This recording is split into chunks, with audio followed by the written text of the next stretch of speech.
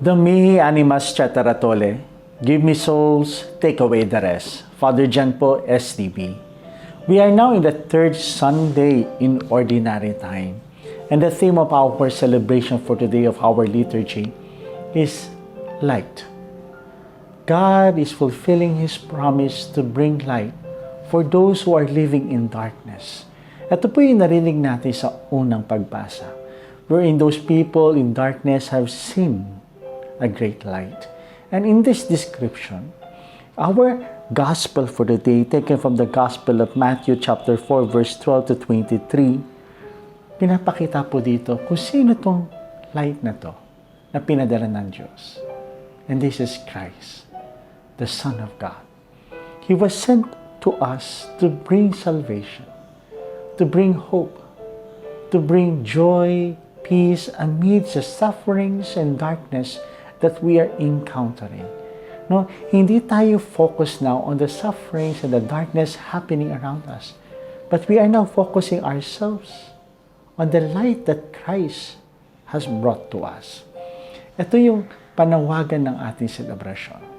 We are now going to the ordinary days of our life. Nagsaya tayo yung Pasko. And that Christmas season reminds us of the reality, the birth of our Savior, who is the light of the world.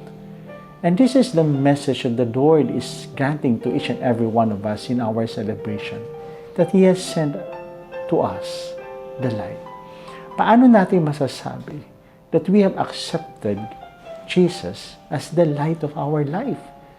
And this is what the second reading is teaching us, that if Christ the light is in us, we are living a particular mission, and that is communion.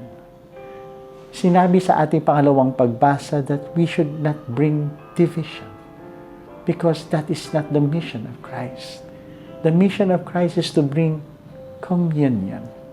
And that is what the Lord Jesus Christ wishes us to understand.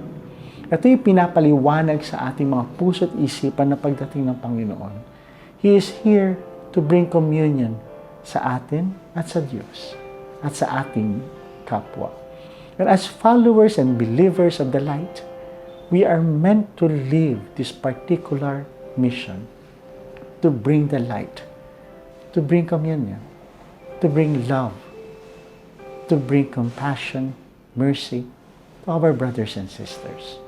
Kung kaya nga po sa second part ng ating ebanghelyo, no, dito tinawag ng Panginoon ang kanyang mga apostol.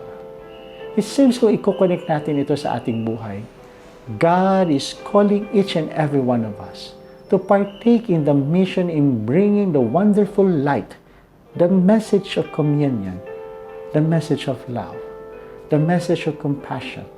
Because if we possess all these things, if we forgive, we become compassionate and merciful to one another, there will be communion among us. And that is the moment that we will see that the light of Christ is burning within us.